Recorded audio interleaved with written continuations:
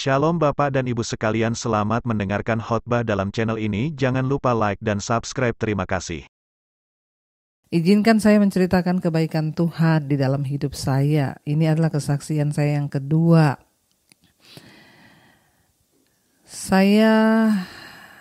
Berawal dari saya dirawat karena mengalami asam lambung.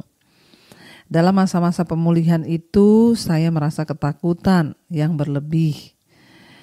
Akhirnya saya jarang tersenyum, apalagi berdoa. Yang ada itu hanya mengeluh. Iya, orang kalau asam lambung itu mengeluh, saudara ya, karena sakit. Saya selalu berpikir, kok saya ini tidak sembuh-sembuh sih, sampai yang harus juga membantu mengurus bayi saya waktu itu usia 8 bulan, saya harus dibantu oleh kakak saya. Bahkan saya harus pulang kampung dan tinggal bersama mertua selama 4 bulan. Singkat cerita, saya melihat channel Ibu dan saya coba untuk terus mengikuti mesbah doa dan juga mesbah syukur. Ibu selalu berkata, carilah perkenanan Tuhan. Amin, amin ya. Perkatakan firman, berdoa, bersyukur ya. Berdoa bagi dirimu sendiri. Jangan cari orang lain, sebab roh yang di dalam itu lebih besar dari segala roh yang ada dalam dunia ini. Itu yang sering Ibu katakan setiap kali Ibu berkhotbah. Sehingga setiap kali rasa takut itu datang, saya memperkatakan firman Tuhan seperti yang Ibu ajarkan. Amin, amin, amin. Ya, dan setiap Ibu berdoa, Ibu berkata pegang di bagian yang sakit, tumpangkan tangan. Saya juga mengikuti. Dan saya imani Tuhan yang menjamah dan memulihkan saya. Saya akhirnya mulai tersenyum, ya, bahkan saya juga mulai berinteraksi ya dengan orang, bahkan saya mulai keluar rumah. Bahkan saya berangsur-angsur pulih. Puji Tuhan, sekarang saya sudah bisa berkumpul dengan anak dan suami. Bahkan saya sudah produktif lagi, ya, bisa melakukan segala sesuatu. Dan saya mulai melatih pikiran saya untuk memikirkan hal-hal yang baik-baik saja. Amin. Kiranya Tuhan memulihkan saya secara sempurna dan saya boleh menjadi pribadi yang senantiasa mencari perkenanan Tuhan. Dengan konsisten saya terus mengikuti mesbah doa dan mesbah syukur, juga Sunday online yang setiap hari live. Itu semua menambah wawasan saya tentang firman Tuhan. Sekian kesaksian saya Ibu, terima kasih, Tuhan Yesus memberkati kita semua. Dan NB, walaupun Ibu khotbah sambil melucu, tapi firman itu selalu tersampaikan. Dan saya suka sekali kalau Ibu sudah ngelucu, bisa meningkatkan hormon kebahagiaan saya. Sekali lagi terima kasih Ibu Debbie, Tuhan Yesus memberkati. Haleluya, amin, amin, amin. Saudara, ya kita sembuh, ya itu semua karena kita mau mempraktikkan firman Tuhan. Makanya saya selalu bilang, tidak ada pendeta hebat. Saudara cari Tuhan, saudara cari kuasa Tuhan, dan saudara akan menemukannya. Ya, bayangkan ibu ini ya mengalami sakit asam lambung, ya, dan karena kalau sudah asam lambung, ya mengalami ketakutan, berlebihan, tidak bisa tersenyum, apalagi berdoa. Yang ada hanya mengeluh karena sakit, saudara. Bahkan sampai 8 bulan, mengurus bayinya 8 bulan, hingga dibantu oleh kakak. Bahkan dia pulang kampung, tinggal di rumah mertua selama 4 bulan. Namun ketika dia menemukan mesbah doa, mesbah syukur, dia mulai berdoa. Ya, saya mengucap syukur kenapa banyak kesaksian orang mengalami kesembuhan. Yaitu karena saudara mau mempraktikkan firman, saudara mau melakukan firman. Itu saja saudara, ketika orang itu mau melakukan firman, mau mempraktikkan firman Tuhan, maka firman itulah yang akan menyembuhkan kita, firman itulah yang akan memulihkan keadaan kita. Luar biasa Ibu kesaksiannya, ya kita semua diberkati ya saudara, ya, dan biarlah kita semua juga boleh belajar dari kesaksian malam ini untuk kita semua boleh bersungguh-sungguh melakukan firman Tuhan. Iya, baik, sekarang kita akan lanjutkan Ya, pada pembacaan kita kemarin kita sudah sampai di Keluaran pasal yang ke-12 tentang Paskah ya. Bagaimana Tuhan mengatur tentang perayaan Paskah. Di sini dikatakan kemarin kita sudah sampai pada ayat yang ke-15 ya. Tuhan juga berkata, jangan kamu makan roti yang beragi. Selama 7 hari makanlah roti yang tidak beragi. Ya. Bahkan semua ragi yang ada dalam rumahmu harus dibuang, kata firman Tuhan. Ya, dan ini akan menjadi sebuah peringatan tentang bagaimana Tuhan membawa keluar ya bangsa Israel dari perbudakan di Mesir. Sekarang kita lanjutkan saudara ayat yang ke-16. Kamu adakanlah pertemuan yang kudus, baik pada hari yang pertama maupun pada hari yang ke-7. Ya, pada hari-hari itu tidak boleh dilakukan pekerjaan apapun. Jadi Sabat saudara ya. Hanya apa yang perlu dimakan setiap orang itu sajalah yang boleh kamu sediakan. Ayat 17, jadi kamu harus tetap merayakan hari raya makan roti yang tak beragi. Sebab tepat pada hari ini juga aku membawa pasukan-pasukanmu keluar dari tanah Mesir. Maka haruslah kamu rayakan hari ini turun-temurun. Itulah suatu ketetapan untuk selama-lamanya. Jadi Tuhan menyuruh bangsa ini untuk memperingati Paskah ya, sebagai hari memperingati Tuhan melepaskan mereka dari perbudakan di Mesir. Ya, Paskah dan hari raya roti tak beragi menjadi peringatan tahunan tentang bagaimana Allah membebaskan orang-orang Ibrani dari Mesir. Setiap tahun bangsa itu akan berhenti sebentar untuk mengingat hari itu, saudara. Ketika malaikat maut melewati rumah-rumah mereka, mereka bersyukur ya karena Allah telah menyelamatkan mereka dari maut dan membawa mereka keluar dari tanah perbudakan. Ya, bahkan kita juga saudara ya, kita juga bersyukur kita dibawa oleh Tuhan Yesus keluar dari perbudakan dosa. Dikatakan di sana ayat yang ya 17, jadi kamu harus tetap merayakan hari raya makan roti tak beragi. Tepat pada hari ini juga aku membawa pasukanmu keluar dari tanah Mesir. Ya, maka haruslah kamu rayakan hari ini turun-temurun, kata Tuhan. Ayat yang ke-18, dalam bulan pertama pada hari yang ke-14 ya, Keluaran 12 ayat 18. Dalam bulan pertama pada hari yang ke-14 bulan itu, pada waktu petang kamu makanlah roti yang tidak beragi sampai kepada hari ke-21, sampai kepada hari ke-21 bulan itu pada waktu petang. Ayat 19, 7 hari lamanya tidak boleh ada ragi dalam rumahmu, sebab setiap orang yang makan sesuatu yang beragi, orang itu harus dilenyapkan dari antara jemaah Israel. Baik ia orang asing, ya baik ia orang asing, baik ia orang asli. Sesuatu apapun yang tidak beragi itu tidak boleh dimakan, kata firman Tuhan ya. Jadi kita melihat di sini saudara ya, tidak boleh ya Tuhan berkata. Lalu Musa ayat 21. Lalu Musa memanggil semua tua-tua Israel serta berkata kepada mereka, pergilah ambil kambing domba untuk kaummu dan sembelihlah anak domba Paskah. Ayat 22, kemudian kamu harus mengambil seikat hisop dan mencelupkannya dalam darah yang ada dalam sebuah pasu, dan darah itu kamu harus sapukan pada ambang atas dan pada kedua tiang pintu. Seorang pun, dikatakan di sana ya, seorang pun. Jadi mereka disuruh ambil hisop, darah domba itu yang mereka sudah sembelih, ya, harus disapukan pada ambang atas dan pada kedua tiang pintu. Seorang pun dari kamu tidak boleh keluar pintu rumahnya sampai pagi. Dan Tuhan akan menjalani Mesir untuk menulahinya. Apabila ia melihat darah pada ambang atas dan pada kedua tiang pintu itu, maka Tuhan akan melewati pintu itu dan tidak membiarkan pemusnah masuk ke dalam rumahmu untuk menulahi. Ya, jadi saudara kita lihat di sini ya, tanda darah itu harus ditaruh di ambang pintu. Ya, jadi di sana ya akan menjadi satu tanda ya penebusan, dan ketika tulah itu berjalan dan dia melihat ada tanda darah di sana, maka rumah itu tidak akan ditulahi. Ya, maka Tuhan akan melewati pintu itu dan tidak membiarkan pemusnah masuk ke dalam rumahmu untuk menulahi engkau. Ya, dikatakan di sana, jadi ya akan dilewati, saudara.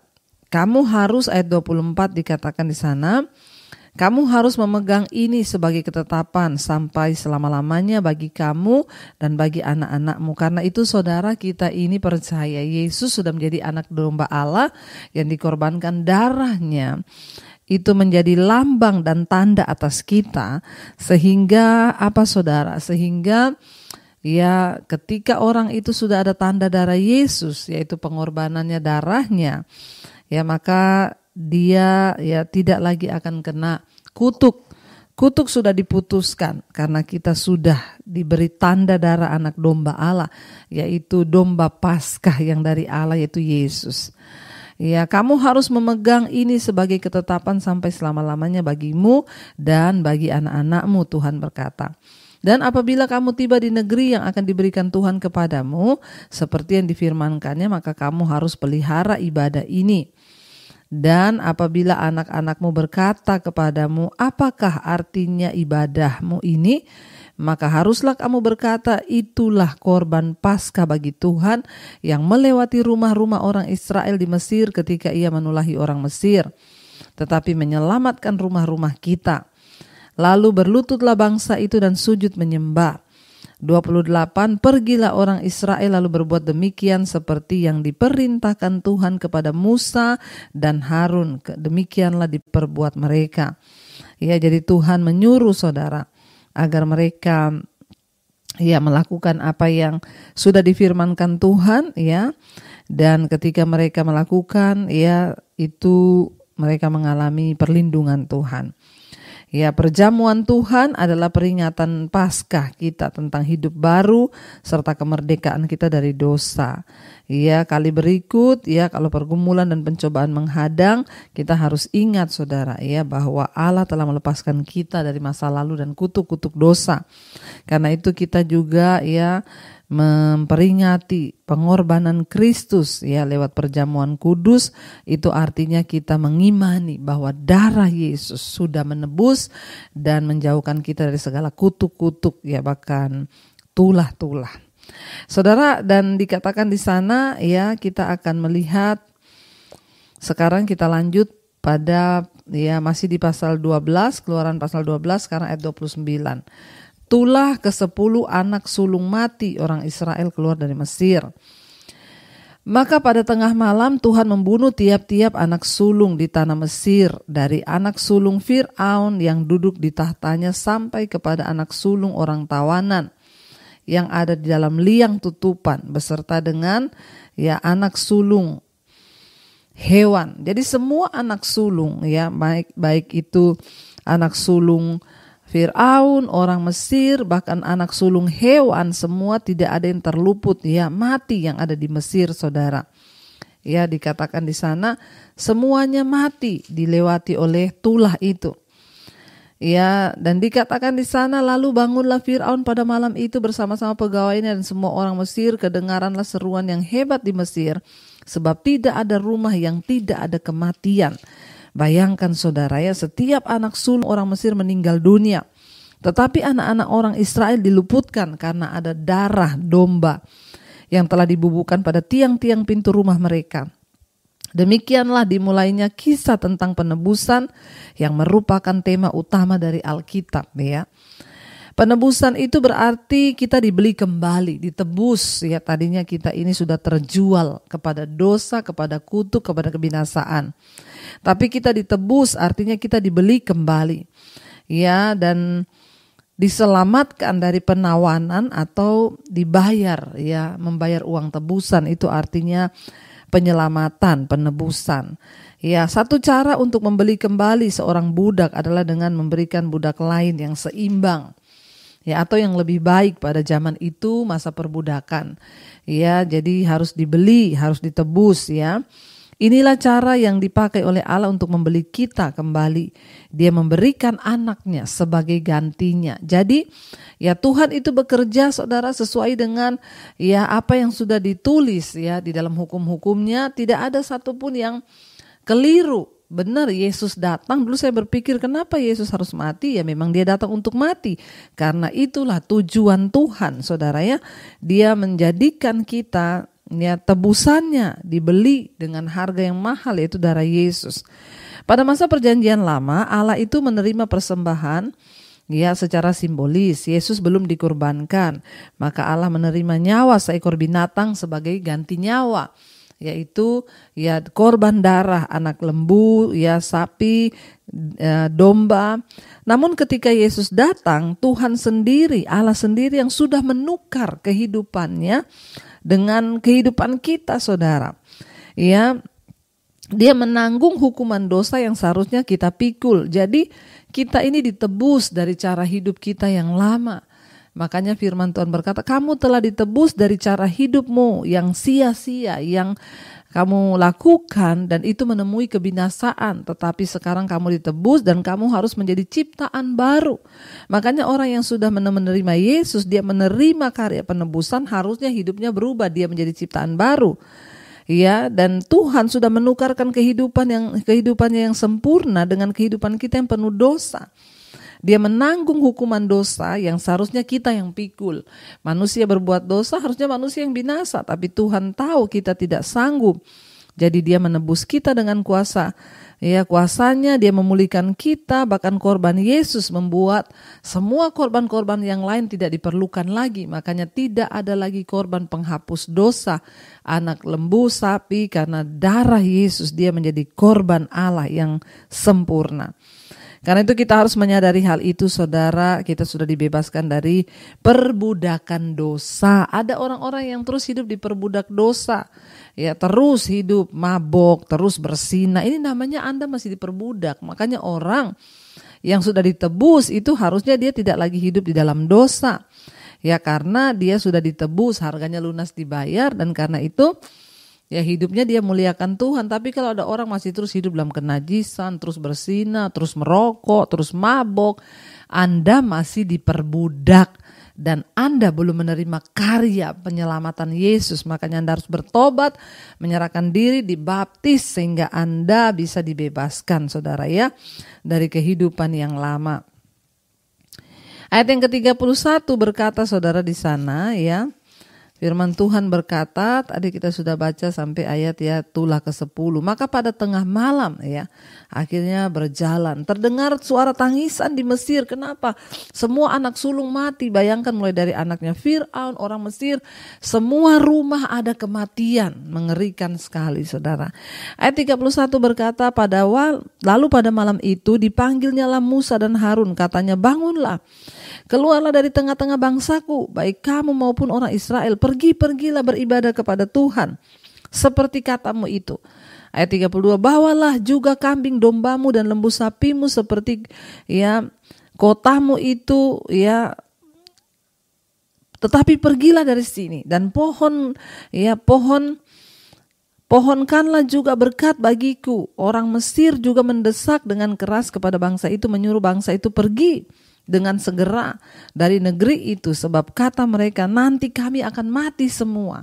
Kalau kamu gak pergi sekarang, ya kami semua akan mati, kata mereka. Akhirnya mereka takut kepada Tuhan.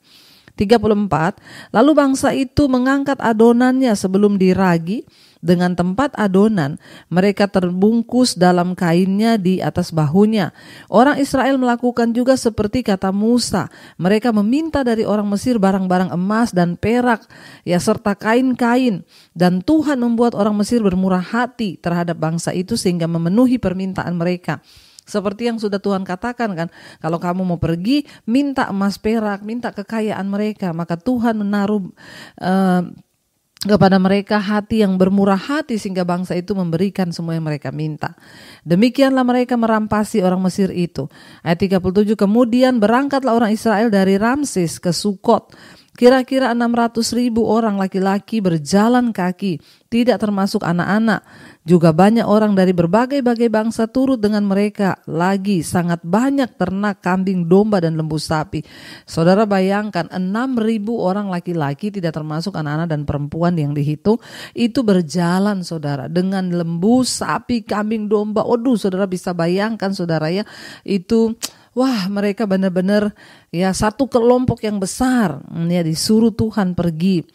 Ya, adonan ayat 39, adonan yang dibawa mereka dari Mesir dibakarlah menjadi roti bundar yang tidak beragi, sebab adonan itu tidak diragi karena mereka diusir dari Mesir dan tidak dapat berlambat-lambat, dan mereka tidak pula menyediakan bekal baginya. Lamanya orang Israel diam di Mesir adalah 430 tahun. Bayangkan mereka diperbudak, dijajah ya semasa 430 tahun. Ya, kita dulu bangsa Indonesia dijajah 360 tahun. Ya, ini bangsa Israel dijajah. Sesudah lewat 430 tahun, tepat pada hari itu juga keluarlah segala pasukan Tuhan dari tanah Mesir. Ayat 42, malam itu malam berjaga-jaga bagi Tuhan untuk membawa mereka keluar dari tanah Mesir, dan itulah juga malam berjaga-jaga bagi semua orang Israel turun-temurun untuk kemuliaan Tuhan. Saudara, kita lihat di sini yang ketika mereka pergi, Tuhan suruh mereka membuat roti adonan yang tidak beragi.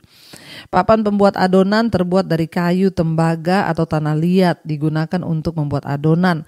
Roti dibuat dengan mencampur air dan tepung dengan sepotong kecil adonan beragi yang telah disimpan dari adonan yang hari sebelumnya. Roti adalah makanan utama dalam diet orang Ibrani. Ya, oleh sebab itu penting untuk membawa papan pembuat adonan itu bersama mereka. Papan tersebut dapat dengan mudah dibawa di pundak.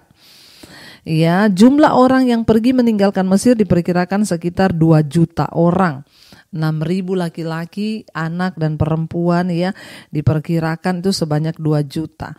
Banyak orang dari berbagai-bagai bangsa juga ikut, mungkin adalah orang Mesir dan orang-orang lain yang ditarik kepada orang Ibrani oleh pekerjaan dahsyat Tuhan dan memutuskan untuk meninggalkan Mesir bersama-sama dengan mereka. Ya, dan kita lihat saudara, ya bagaimana Tuhan akhirnya membawa bangsa ini keluar dari tanah Mesir, ya ketika sudah tulah yang terakhir terjadi. Banyak hal yang bisa kita pelajari pada malam ini. Ya, ingat hidup kita juga telah ditebus. Ya, domba Paskah Allah yaitu Yesus yang sudah membayar lunas, darahnya tercurah atas kita. Karena itu jangan sia-siakan hidupmu. Ya, terus kejar perkenanan Tuhan, terus kejar anugerah Tuhan.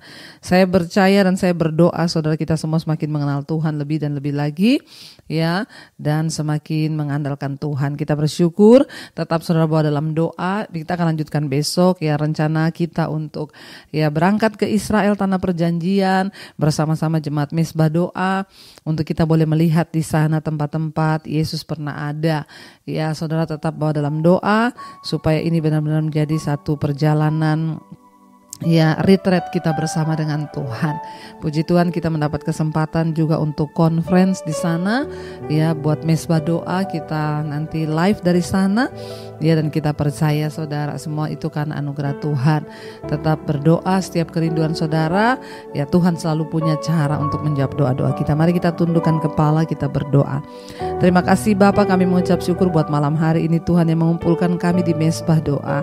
Engkau yang memperlengkapi kami, Engkau yang sudah menebus kami dengan darah yang mahal. Engkau adalah domba Paskah bagi kami. Terima kasih Tuhan, Engkau tebus kami, Engkau beli kami, dan harganya lunas dibayar. Karena itu hidup kami bukan milik kami lagi. Kami sekarang adalah budak-budak kebenaran, budak-budak-Mu Tuhan, hamba-hamba-Mu yang harus taat kepada kebenaran-Mu. Terima kasih Engkau sudah membeli dan membayar lunas setiap dosa pelanggaran kami. Engkau tebus hidup kami. Kami mengucap syukur karena itu Tuhan, terus Engkau sertai keluarga demi keluarga, suami, istri, anak-anak hidup takut Tuhan, dikuduskan, dijauhkan dari dosa dan segala pelanggaran. Kuduskan hidup kami Bapa, berkati suami, istri, anak-anak takut Tuhan. Berkati juga untuk setiap keluarga besar kami yang belum mengenal Engkau Tuhan, jamah dan lawat. Berkati setiap mereka yang sakit hari-hari ini, yang terbaring sakit. Lawatan Tuhan terjadi, kesembuhan terjadi. Ampuni dosa kami, pelanggaran kami. Kami menyerahkan semuanya ke dalam tangan Tuhan. Kami ikat, patahkan, hancurkan segala kuasa kegelapan yang coba menyerang kesehatan kami. Damai sejahtera-Mu, sukacita-Mu itu yang membuat kami sehat. Mari saudara tumpangkan tangan di bagian yang sakit dan berkatakan, dalam nama Yesus aku disembuhkan. Terima kasih Bapa, Engkau terus memberkati anak-anak-Mu yang setia berharap kepada-Mu. Tuhan berkati, Tuhan kami berdoa setiap mereka yang sedang adalah masalah pergumulan yang berat, hutang piutang, masalah keuangan, Tuhan turut bekerja mencari pekerjaan, yang ingin menjual aset, Tuhan juga turut bekerja. Kami percaya semuanya yang terbaik. Tuhan, setiap mereka yang dalam ikatan dosa, kenajisan, percabulan, homoseksual, lesbian, kenajisan, perselingkuhan, kami tolak, patahkan, hancurkan dalam nama Yesus. Biar terjadi kelepasan, tidak ada dosa mengikat kami. Rokok, minuman keras, obat-obatan terlarang, narkoba, judi, kami tolak dalam nama Yesus. Obat tidur, obat penenang, kami tolak dalam nama Yesus. Tuhan menjadi ketenangan bagi hati kami dan hidup kami. Tuhan berkati juga setiap mereka yang terikat dengan ketakutan, kecemasan, kekhawatiran, amarah, kepahitan, kebencian, kami patahkan, hancurkan di dalam nama Yesus. Tuhan kuduskan hidup kami. Engkau berkati setiap mereka yang berkekurangan, Engkau cukupkan. Berkati setiap mereka yang rindu punya keturunan. Tuhan, keturunan ilahi Engkau berikan. Bukakan kandungan yang tertutup dalam nama Tuhan Yesus. Engkau juga Tuhan yang akan terus memberkati dan menyertai setiap anak-anak-Mu Tuhan yang berharap kepada-Mu. Engkau cukupkan Tuhan. Terima kasih Bapa, berkati bangsa Indonesia dari Sabang sampai Merauke, hujan pertobatan tercurah. Bapak Presiden Jokowi, wakilnya, seluruh jajaran kabinet TNI Polri yang ada, Tuhan memberkati.